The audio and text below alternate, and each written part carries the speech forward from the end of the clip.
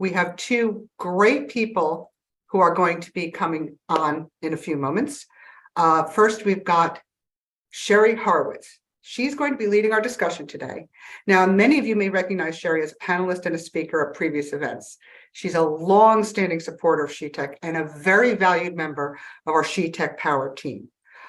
Currently, she is the ServiceNow practice lead at PamTen, so she is well-versed in ServiceNow. And she is previously the Senior Vice President of IT at Synchros Technologies, where she had broad responsibilities over their many IT segments, and where she became extremely well-versed in the power of ServiceNow, which is, as I said, our topic for today. Sheri is also a dedicated advocate for women in business. She actively encourages girls in IT. She started Lean In circles at Synchros as a means to kind of support and promote women in technology. She is also the president of My 101. My 101 is a community created to provide assistance to professionals of all ages as they kind of navigate their careers along the many steps along the way. My 101 provides career tips and also hosts events in a myriad of topics. Next week, as a matter of fact, My 101 will be hosting a free virtual event on Onboarding 101. That was a tough one to say, put it all together. See the chat at the end of the event today for registration information. Now, Sheri continues to mentor young professionals, and we are very glad for that. So, Sheri, I want to thank you for joining us today. I'm going to stop sharing, and I'm going to put you on board. Thank you for coming on, and I will allow you to introduce our next guest. Well, I'm very excited to introduce our next guest. And everyone, we did see your chat. We have to enable the chat, Joanne. People aren't able to tell us what emojis are their favorite. So we will get to that in a second. Everybody, thank you for your comments and letting us know. But I am very excited to be here today and to host this outlet event. As I said, I've been a guest, as Joanne said, but now I get to be a host, so I'm thrilled. And I'm even more excited to host this one because I'm excited to introduce Mary Manzo. Mary is the CEO at Pathways Consulting Group, which is an elite ServiceNow partner, and it's also one of 3 women-owned partners. As CEO, Mary leads delivery, marketing, HR, and strategy development. She loves getting people excited about the things she's excited about, which I think is just awesome. Not only known for her impressive accomplishments at Pathways, but Mary is also a pioneer for women in business and acts as a mentor for female entrepreneurs everywhere. Like others, Mary didn't start a career thinking she'd be in technology. You could say that tech and Mary found each other, and she built a career that enabled her to grow as a professional over the years. In her free time, Mary enjoys spending time with her family. She's a mom of 3 daughters and 2 grandchildren. She treasures the time with her grandchildren who bring so much joy to her life. Recently, Mary laid out 4 points of advice for an article. These 4 points of advice she laid out are points of advice I have lived, so I endorse them 200%, and I'm sure that Mary's going to weave them into the topics as we move through our discussion today. Her first point, answer when opportunity knocks. 2, don't be afraid to branch out. 3, seek out meaningful partnerships and dream big. And 4, leverage your success to empower other women. Can't say it better. So welcome, Mary, to the SheTek Outlet. We're so excited to have you here. Oh, thank you very much, Sheri. Appreciate it. Thank you, Joanne. It's great to be here. We're thrilled. So we're going to get started and at least help all of our viewers and listeners know what exactly is ServiceNow and how is it used in companies? So ServiceNow is one of the fastest growing software cloud companies. They'll say, and I'll take this from their website, right? They say, we make the world work better for everyone. ServiceNow helps digitize and unify organizations so that they can find smarter, faster, better ways to make workflow. Now, what does that mean? Right? So think of ServiceNow. When you're thinking about it, think about Amazon. Amazon is something that's very familiar to all of us, most of us. I am frequently on Amazon. But as an Amazon consumer, Amazon is a framework. And in that framework, are things like departments and items. And on the left side, there's a navigation that you can, drill down into your sorts of what you're looking for. There's all this great stuff, and all of that got populated into this platform. And as new products come available, new departments get added, those things get added into that Amazon platform for the consumer. And then all Amazon is for the consumer is a request, approve, and fulfill system. So you're going to put a bunch of stuff into your shopping cart. You're going to submit it. When you submit, there's an approval process that happens in the back end. The approval process may look at things like, is the credit card expired, right? That could be one thing. Once it goes through that process in the back end of the platform, it then goes to a fulfillment center to be fulfilled, right? It'll go to that warehouse and they'll pick your products, they'll put them into a box, they'll ship them, they'll bring them to shipping, and it goes out. And you can check your order, right? You can check your order for things like, where is it in this, what's the tracking number? Is it delayed? All those great things. It's full of information back to the consumer. But remember, it's a request, approve, fulfill platform. Now, Amazon uses a lot of the information that gets gathered in the back end to make business decisions, right? Like, should we continue to buy from that buyer, seller? Should we continue to carry those shoes? What are the demographics of people who buy boots?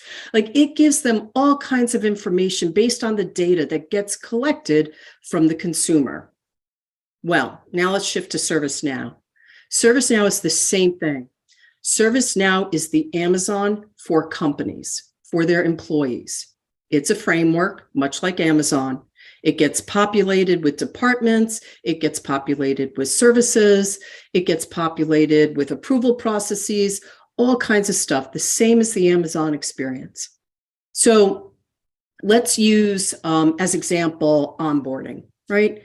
You'll go in as an employee, you'll see a button that says onboarding, right? You'll click on onboarding.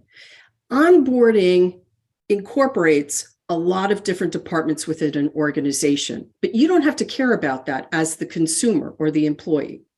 The back end of the ServiceNow platform already has those things built in. So it knows, hey, I'm onboarding a new employee, they need a laptop. Well, that request will go to desktop services.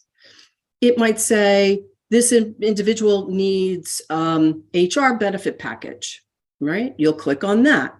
All of these things will go into a shopping cart, much like Amazon. So if you're onboarding a new employee, you're going to click all the different things that that employee needs to be successful day one. And then you're going to hit submit. And when you hit submit, there's an approval process that may happen in the back end. And once it's approved, it's going to go to fulfillers.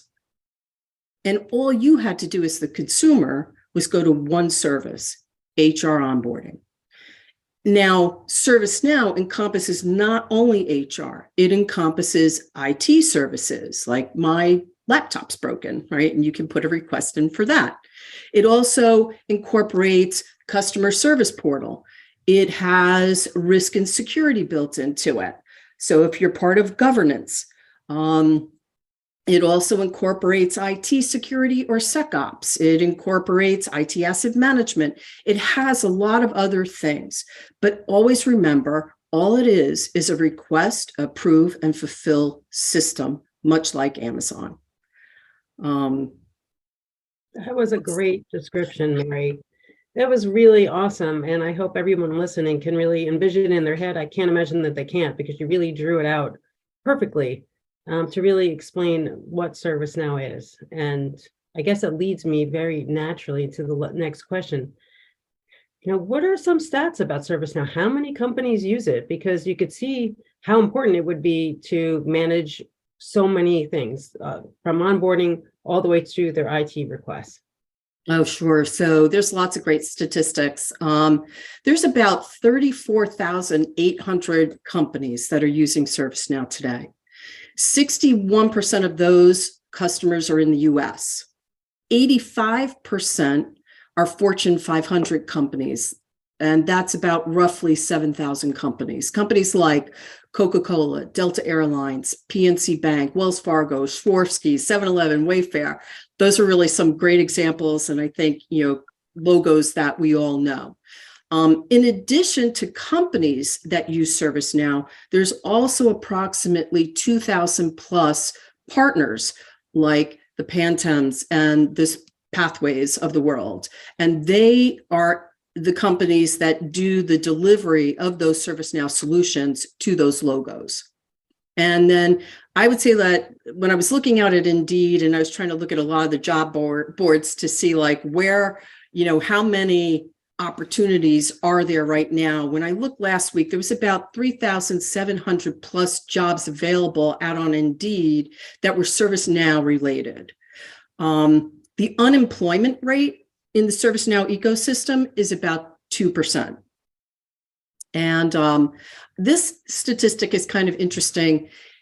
ServiceNow customers, on average, take about 6 to 12 months to find, hire, and onboard qualified staff. Now, the word qualified. The reason is because there's not enough talent in the space. So it's hard to find good talent. So talent is greatly needed. ServiceNow wants to be a $16 billion company.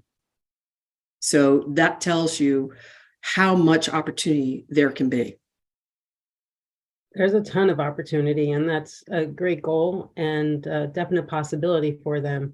As someone who had a whole ServiceNow team, there's a lot of work to keep it going, and therefore there's a lot of opportunity for everybody on this call to learn about ServiceNow. So where are the opportunities for ServiceNow now? Where are you seeing them, Mary? So, to expand a little bit, right? Like for ServiceNow's mission to become a $16 billion company, in order to do that, right, sales teams and partner teams, they have to onboard an incredible amount of companies to accomplish that, which means they're going to need individuals to support those platform opportunities. Now, if you think about, the types of talent, I'll go through right now some of the skills, right? From a skills perspective, what's the type of background you might need? So as example, anyone who has some form of development experience in JavaScript or HTML or any type of programming that's similar to those languages, they are transferable in ServiceNow. IT business analyst. Let's say that you have some form of business analysis background. If you've played that role on other platforms, these skills translate over to ServiceNow. IT project management goes without saying, right? IT project management, that talent is transferable in ServiceNow, no problem. Testers, if you've ever been a tester or have a testing background, you'll be able to transfer that talent to the ServiceNow platform with no problem.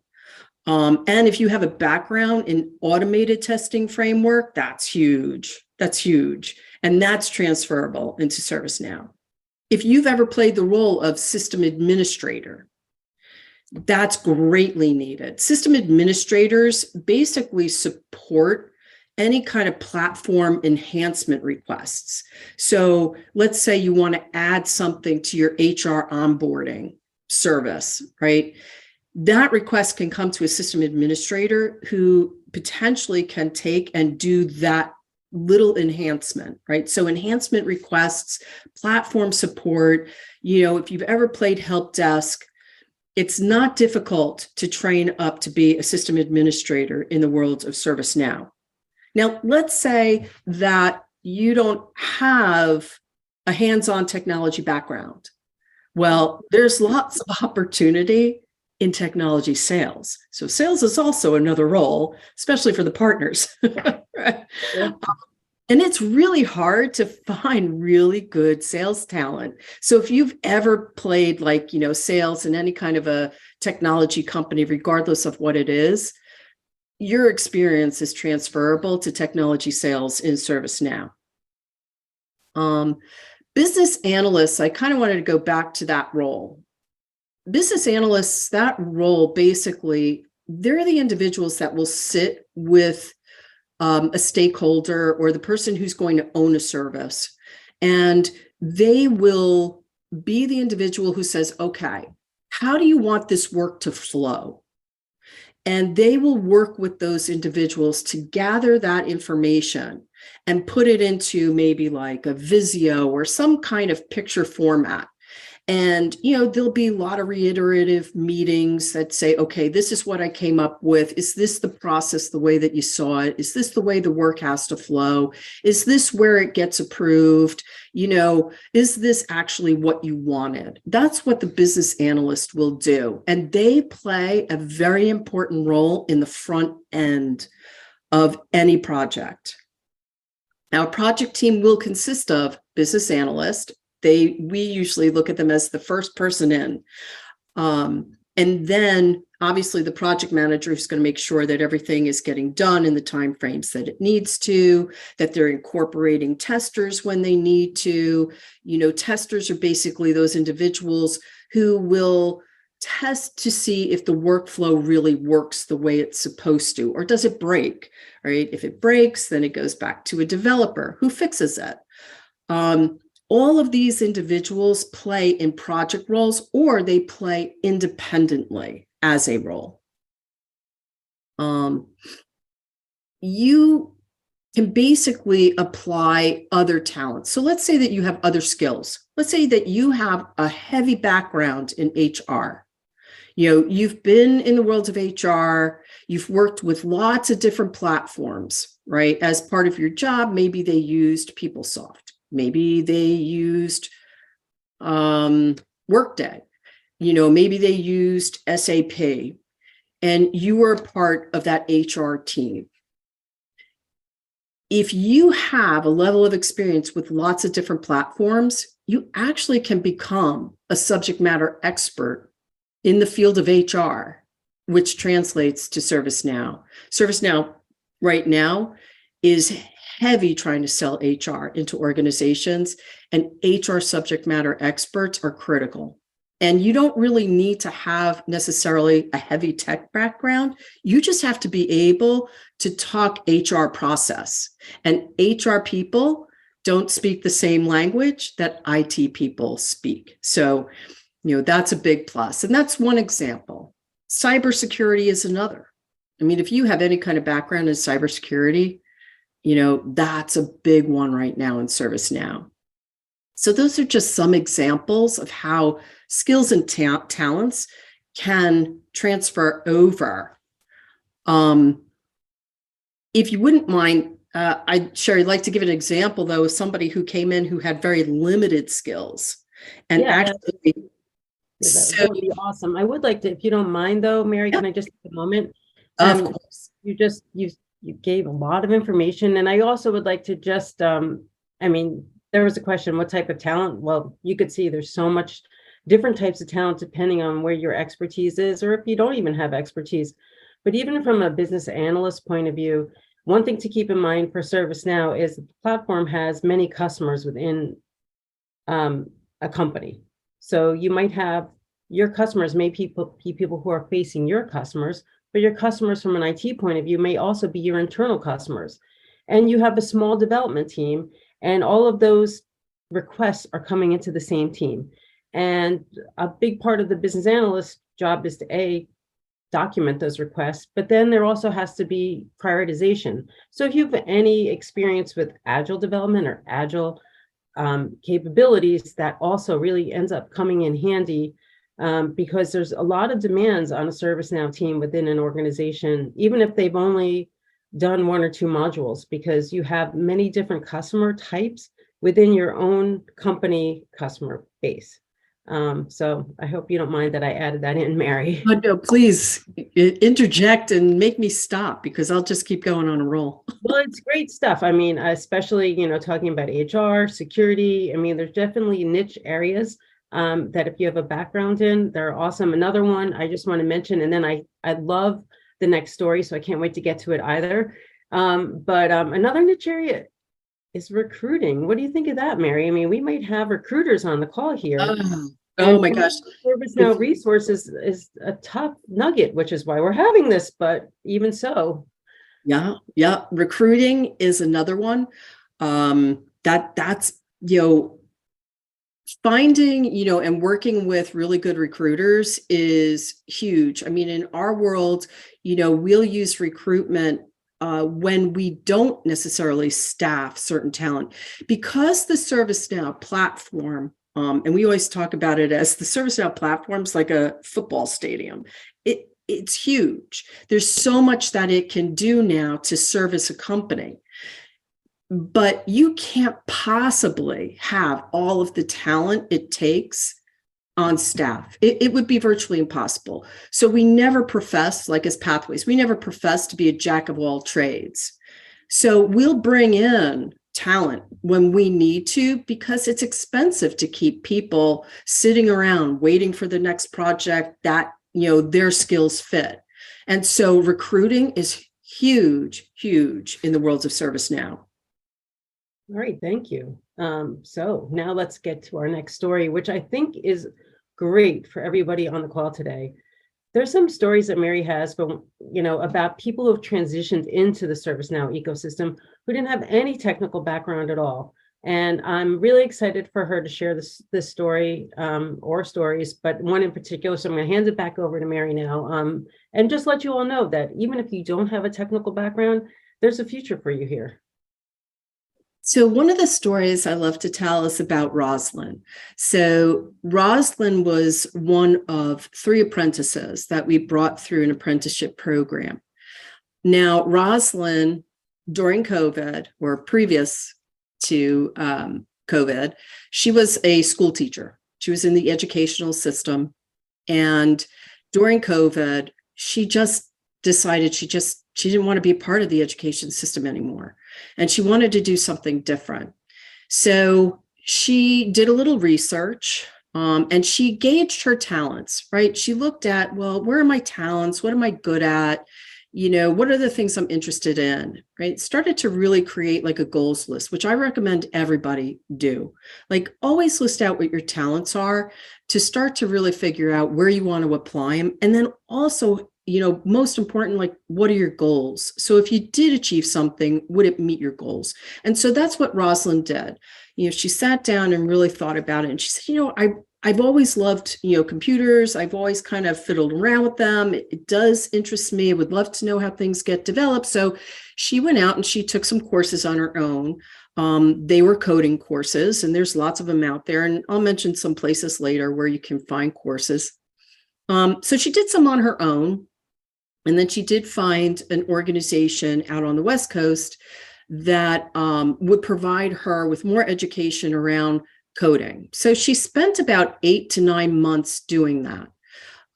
She also got some experience and exposure to ServiceNow. It was limited, but she had now the but she had the ability to use JavaScript. And then she came to us as an apprentice. And she went through our apprenticeship program. And in the matter of about 10 weeks after going through the program, was actually able to use the skills she learned and the new skills she learned around ServiceNow. And on week 12, became an actual billable contributor in our organization, and we hired her. So it just goes to show you, you can upskill. Right? You can, change careers. And there is room for that. And there's so much available out there for you to take advantage of and leverage. And, for me, Sheri, right, it's always really understanding, like, what's your goal and objective, and how can you meet it, and what do you need to do? And what are the talents you possess? And more importantly, finding mentors, people who can mentor you along the way. I still have mentors that I work with every day. And as a CEO, you can't do it on your own. You need the advice of others. You need that level of mentorship. But Rosalind's just a great story. It is a great story. I mean, she went from school teacher to, ServiceNow extraordinaire person. So highly billable. I mean, so it's an awesome story. And I think it leads great into our next questions is where can I go for education? And we have questions in the chat. So I'll mention those two questions, and maybe we could keep them in mind as we answer them. One is, do we have any recommendations for college students or recent grads who are interested in careers in the space? Especially those without a tech background. So there you go, the Rosalind story. And our next question is, someone had just completed training in cybersecurity, and they would like to know, how they could apply that learning to ServiceNow. And I know that is a great space because we used that module ourselves at Synchronous, and it was a great module. And there's a lot of area for somebody with that background to implement the ServiceNow module. Because you need to understand cyber in order to actually implement those modules. But I will let you answer, Mary. Sure. You want to know, like, how do I get into this space? How do I learn? So, again, if it depends on where your interest is. If your interest is in, potentially becoming a developer, you like to be hands on the keyboard. What I will tell you is, like, we have one individual that we hired. She had actually graduated from Harvard and was in School of Music. So she graduated with a music degree. And what she realized was that she felt that learning notes and applying them was like a puzzle. And that was why she kind of gravitated to becoming a coder or developer. So she's just another great one. But there's a lot of really awesome opportunities in e-learning, right? There's training out there. So, like, if you want to learn about JavaScript, there's this thing called Code Academy, and it has some really awesome courses, anywhere from introduction to JavaScript, all the way to advanced JavaScript. And again, that website is codeacademy.com. And again, you can go out there and you just put in, like, keywords, JavaScript. And, hopefully, Joanne, I can give you a lot of these websites that you can then share out after today's webinar. Is that doable? Perfect. I'll create a document and I'll probably provide you with more information than you want. Great. Yeah, resource follow-ups are awesome for our participants. So thank you very much. Yeah. So Code Academy is great for anybody who wants to look at being a developer, there's some courses also at Udemy or Udemy. I never know how to Udemy. So I really try. And they just have a library of hundreds of thousands of different types of courses, and you could get a little lost in there, but it is another alternative. But my practice lead for ServiceNow always recommends that if you want to really understand, if you like JavaScript, do the introduction to JavaScript at Code Academy. He said it's a great course. So that's one he highly recommends. And then there's, ServiceNow, right? ServiceNow has an e-learning portal, and it's really open to anybody. Now, some things out there recently are free, which is awesome. They have the training path for ServiceNow developer, which I believe is kind of a preliminary course. It's basically new to ServiceNow developers, and that's free as of today. Now, I never know when those change, but as of today, it's free. There is another one that does have a cost associated to it, but it's a minimal cost. I mean, it's not extravagant. I know cost is cost. And that one's called ServiceNow Administration Fundamentals on Demand. And again, that's out at Now Learning. And I believe that course might be $300. And then there's a whole bunch of other types of courses. Like, you could take, if you really wanted to become familiar with ServiceNow and you're not really sure what you want to do, but you want to know more about it, you could do, like, they have a bunch of sales modules you could go take. Those, I believe, are all free. There are some pre-sales modules that are also free. And then there are the ones that do cost money. Those are typically ones that come associated with a certification at the end. And some of them can get pricey. But again, I'll provide you with some links that I think can help people get started. For the individual who mentioned cybersecurity, I'll see what course recommendation there would be for you. Pertaining to like that part of SecOps and security that ServiceNow has, to see if they offer, anything out there that might be more free than have a price tag associated to it. But I'll provide you with options. But yes, there are certain things that you can do to learn how cyber is associated with ServiceNow. And again, I'll get that out for you. Other things that are out there, obviously, SheTek is here for you to also help provide guidance and education. And sometimes in your own community, like they may offer upskill training in areas of technology. So there is an organization that's in the Northeast, might be in the New York metro area, called NPower. Right. NPower is just one, and they actually have like technology training courses that get sponsored by other technology companies.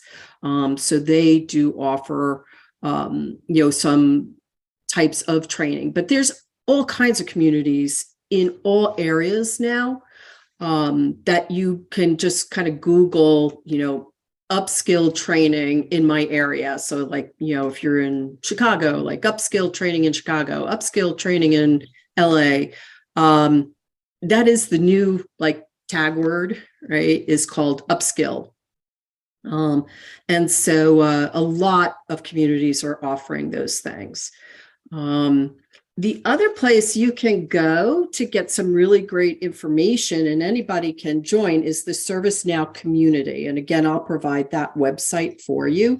There are, I'm trying to see how many people, there are 475,000 members at the ServiceNow community. And out at the community, you become a member. And it's a really great forum. Like if you want to ask questions, there are so many people in the community that will look at your question and, they'll start a conversation. And I really highly recommend that if you're really interested in ServiceNow, that you become a member of that ServiceNow community, because it really does share a lot of great information amongst other ServiceNow people. Right. So it's a really, really great place to go. Yeah, I would agree. A lot of Q&A, you could see how people implement things like that. I mean, and these are all great ways to get started. And for sure, once you get in an actual implementation, then, that's when the real skilling happens. So This is to get your foot in the door, right? As I tell my own family, get your foot in the door, and then you have to push it open with your foot. But you learn as, you get the basic knowledge, and then you have to just keep going. Yeah, absolutely. And organizations will invest in people who are entry level. So if your talent is more at the entry level point, a lot of companies will invest in you, again, because it's just really hard to find talent. So again, they'd rather upskill you. Right? So let's bring you in and create a growth path. I mean, we do that all the time. When we hire developers, we never go out and look for senior developers. We haven't actually hired one senior developer. Everybody that works as a developer at Pathways started at entry level. And we provide the training necessary to give them growth paths. I mean, the retention at our organization is very high. So, I mean, we have people that have been with us for 9 years, right? They started out at entry level and they worked their way up from entry to senior, to principal developer, to senior principal developer, to architect. So it's important, I think, when you're looking for a job, if you are going for an entry level, ask that question, right? Like, what are some of the growth paths, that you may have available for my future? Those are things to really, take into consideration. I mean, we have the same growth path for business analysts. I mean, we hired an individual 2 years ago out of college who had finished his degree in business administration and business analytics. And we brought him in as, an entry-level BA, and put the level of training needed into him. And I mean, he's working on some of our Fortune 500 customers, so is doing an incredible job. So there's always growth paths. You just got to ask, right? Because that is really important to your career and really being able to develop your skills. Agree. And a company like Pathways takes the time, as you could tell by what Mary just said, to invest in a career path and to put people on projects where they get the experience of working a real implementation. So that's great as well. I think we answered all the questions. I think there was a question on QA automation testing and where to take classes on that. I think you might have answered that in some of the prior answers. You know what, but I'll be sure to point out again in the information that I provide back to Joanne, right? I'll include, where you can get information on automated testing framework. If you have a testing background in any kind of platform, as a tester, you don't necessarily have to know ServiceNow. You can come in as a tester having worked on other technology platforms. There's not a whole lot of training that you have to become a tester in ServiceNow. Testing is testing. Are you building testing scripts? You're doing all that good stuff. Automated testing framework is very much a hot place to be if you're a tester. I highly recommend that anybody that has that background look into automated testing framework, because it really is a hot ticket item right now. Every single one of our testers at Pathways, as example, has had to go get that training. They didn't come with it, right? They had to get that training. So I'll talk to my head of that group, and I'll find out, where did his team go to get that education? And I'll make sure we get some stuff back to you too. Yeah, that's a great one. Yeah, automation test frameworks are key right now for sure. All right. Well, I think that actually covers, our conversation, but I would like to open the question up again to people have been great about answering questions. If there's a question that we didn't answer that you want more clarification on, please, feel free to put it in the Q&A. If you have any other questions, this is a great time to ask them. We have a little bit more time. Mary, is there anything we didn't cover that you could think of? I don't think so. I think, the most important thing, again, is just really first understanding what your goals are. If you're looking for a career in ServiceNow, ask yourself why, because it is a big investment on your part, right? So understanding what your goals are and what your aspirations are just, critical. And I tell everybody, even in our own company, goal setting is critical. So we work with everyone on their goal setting, so that we can create a growth path for them. And you can do the same, right? Like if you do your goal setting, you can start to line up what your growth path could look like. So I do highly recommend that. And obviously, we talked about mentorship. Sometimes people know you a little bit better than you want to recognize yourself. Sometimes we're too shy, we're too modest. Oh, I'm not good at that. I don't really do that well. But if you ask others about where they think your skills are, you'd be surprised at how much you're looking at yourself thinking, oh, I never really recognized that about myself, right? Those are important conversations to have, regardless of where you are in your career. It's true. It's a great idea to ask for feedback. We all don't work for, larger companies may always have a 360 as part of the review process, but not every company does. I mean, they're expensive in terms of time, right, to put in. But I think it's important that you always ask maybe once a quarter if you're working, for feedback on your skills, but even to your friends and colleagues, what do you think what are my strong points? Because sometimes, you do feel lost when you're planning on your next career move.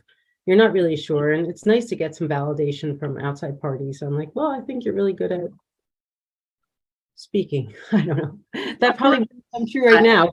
You're like, okay, she's not really that good at speaking, but okay, maybe I should have come up with another example, but you get the idea, everybody, right? Oh, I do. And Rosalind was the great example. Like Rosalind, because of her background in teaching, is an incredible presenter.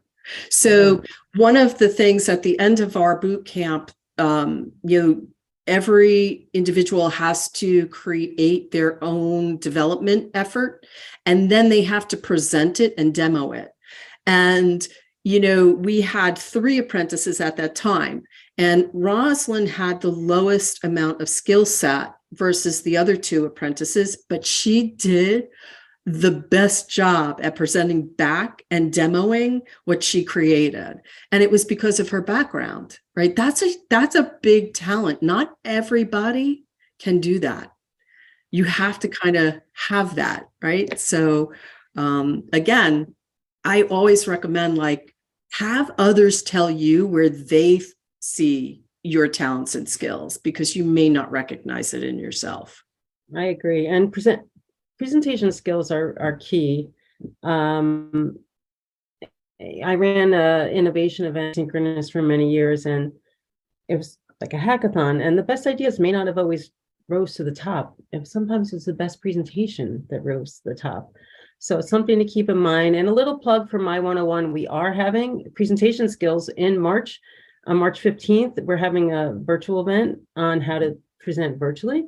And on March 22nd, we have an in-person event in Manhattan where people will actually get to do some presentations and practice, just like Mary was saying. So you can follow my 101 on LinkedIn for that information. And our presenter is someone who works at Google Cloud right now. So that is coming, but it is really key in your career, no matter where you are, no matter what you want to do, you need to be able to feel comfortable presenting. And not everybody is. It's a scary skill. So we have one more question here. You mentioned Fortune 500 companies. The question is, do only large corporations use ServiceNow? And I know the answer is definitely no, because we were not a Fortune 500 necessarily, and we use ServiceNow. But I'll let Mary talk about some of the customers that she services at Pathways, because I'm sure they range in size. They do range in size. So ServiceNow fits best within 2 areas. One is the enterprise, which the Fortune 500 kind of fit in the enterprise. And then there's what's called the commercial space. And those are organizations that might be anywhere from 500 to 10,000 employees. So ServiceNow considers anything 10,000 and up to be enterprise. And they may not fall in the Fortune 500, right? Not all enterprise companies do. And then anything below that to that 500 and up mark to 10,000 is considered commercial. So in our organization, we got a split, right? So we have some enterprise organizations that we're working with, and then the other half of our customers are in that commercial space. So it's a big variety. I don't recommend it necessarily for small, which would be called those small organizations, right? Because it is a platform that you're going to make an investment in, and it's not meant for one thing. At one time, it was. At one time, when ServiceNow came out back in 2008-7 timeframe, it was a ticketing system. It was only meant for IT services. But because the ServiceNow platform has grown to be other services to an organization, it's no longer a ticketing system. So it's expensive. So, small organizations aren't going to want to put that much money into it, because they're probably only going to use it for a couple of things. So, organizations who recognize that there's more they can do in this platform will want to invest in the platform. So, it's usually commercial and enterprise. Yeah, I would agree. It is expensive and an investment as well. So, probably your larger companies would be the ones making the biggest investments, for sure. Yeah, we have some organizations. I have one Japanese bank that I've worked with for the last 8 years. When we started with that Japanese bank, they were only doing, I think they did what's called change management, right? It's an application in the platform. And they weren't happy with the way that it was developed. So they asked us to kind of put a toe in the water to see how we did, right? It was kind of a test, like, can you do this for us? And so we came in and we fixed their change management application. And, what I like to do with customers, I always like to ask them, like, what's your vision? Like, what's your roadmap for this platform? Because it is a huge investment. And, we'll talk through like what that roadmap looks like. What are the things you want to do in the next 18 months? Are there other applications in your organization that you want to consolidate into it? All those really questions that you want to identify to help you understand how serious is this customer about this platform. So that customer went from that one module, and now they're using 27 applications in the ServiceNow platform. Yeah. And they were a commercial account, right? They started out as a commercial account, but through acquisitions and mergers of other banks, they're now an enterprise account, and that platform grew with them. Wow. So, yeah, and that's another thing to notice as well. It's just not only does the platform grow, but there's that whole piece called Integration Hub. And there's a lot of integration from ServiceNow to other, applications that exist out there. So that's another thing. If you have some development skills and you could work in Integration Hub, there's so much need for integrations with Atlassian tools and things like that developers use, and also reporting and dashboards. And maybe that leads into another question, which is, I use ServiceNow here in my first tech job just to actually enter tickets. How can I take the little that I know to branch out into other areas? Okay, so it sounds like you're already familiar with ServiceNow from a ticketing perspective, right? There's a lot of really awesome information about the other modules within ServiceNow, where you can get a lot of great education around how those other modules are used, which then can maybe help you to understand, okay, as example, IT risk and compliance is something that I'm really interested in. I like what's within that module. What are the things that I need to do to gain education in that area or in that space? So the ServiceNow platform is broken down that way, and there's a lot of information that can explain what each individual module does outside of just ticketing. It's true. There's a lot of information on their website. And then Mary mentioned earlier Now Learning. And within Now Learning, if you search on paths, like learning paths, it'll actually list the courses that you should take in what order, depending on, sort of piggybacking on what Mary just said, depending on what path you decide you want to take, it will actually list these are the courses you should take. Yeah. And e-learning, actually, I went out there the other day. It looked like they kind of revamped it a little bit. So actually, when you go out there, there's like this whole drop-down list that says, okay, tell us what your role is, or tell us what you do. You click that, and then it'll say, okay, tell us what areas of interest you have. And then you click those things, and it'll kind of create like a course curriculum, suggested course curriculum that says, okay, so these are the courses that we think you'd be interested in. So it's kind of intuitive, which is interesting. And, I do want to offer too, if anybody ever wanted to get in contact with me to find out more about certain things, I'm on LinkedIn, I'm there to help. So, if ever you wanted to reach out, don't hesitate. Thank you, Mary. I'm sure everybody appreciates that. I certainly appreciate you putting that out there for everybody. Thank you so much. Sure. Are there other questions? Anything we didn't cover? All right. Well, this has been fun. I learned a lot. So I really appreciate all the information that you departed. It was awesome, Mary. You provided everybody with lots to think about. How do I go into ServiceNow? Why do I want to go into ServiceNow? And really covered, a lot of ground in 53 minutes. So I think that was actually pretty efficient. So Joanne, do you want to give us a wrap?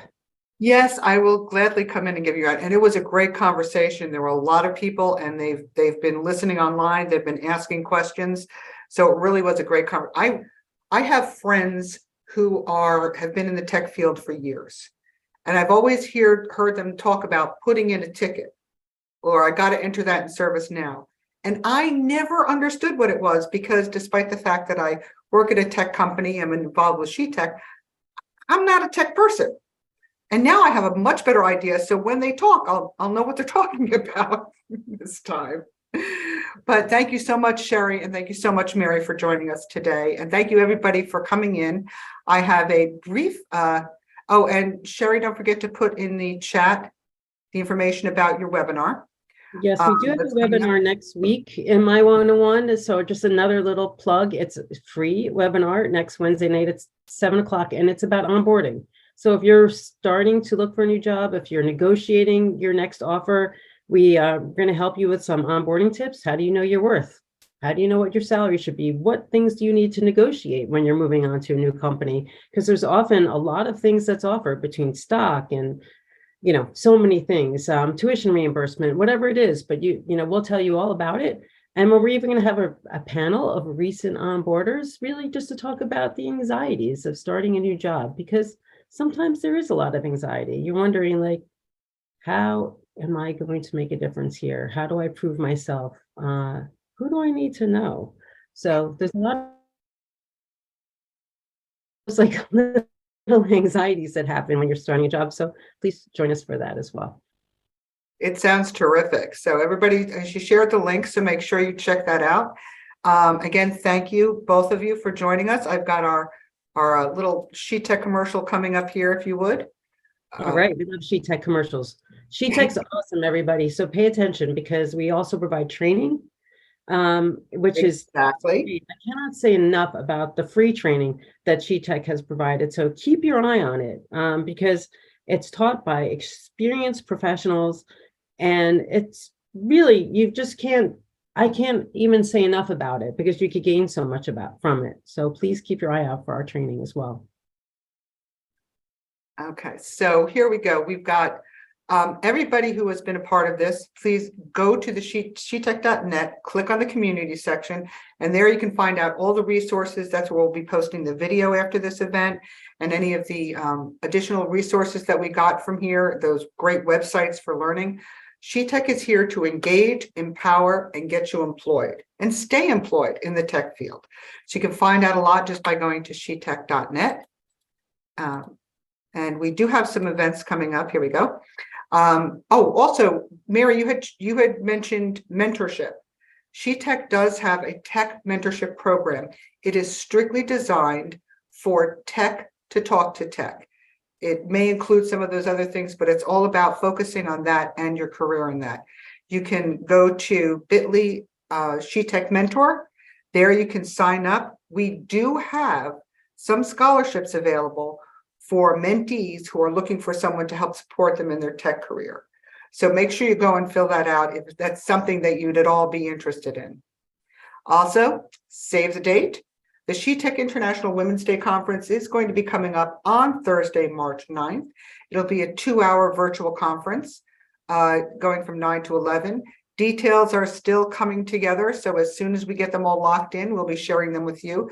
But mark it on your calendar right now to save that date for the SheTek International Women's Day Conference. We had a great time last year, so hopefully you'll all join us and we'll have a great time again this year. And lastly, volunteers are needed. We always need volunteers to help with planning International Women's Day or giving us topics or ideas for these outlet webinars. The SheTek Annual Conference, which usually is in the late summer, early fall, which was so much fun last year. We had a networking night out at a winery. It was great. Or to volunteer for the Tech Mentorship Program to kind of help put that through. If you're at all interested in volunteering with SheTek and getting on a committee, you can just email us at contact@shetek.net. I will likely be the one to answer you, and I'll be happy to help you out with anything you might do. Yes, go ahead. We love volunteers, so please help us, definitely give us feedback. Tell us what you want to hear. because we're here to serve you. So let us know, what do you want the next webinar to be about? And we'll make sure that we get that on the calendar. And that is definitely a good point, because we know what we think you want, but it would be helpful to know what you actually want. So definitely let us know.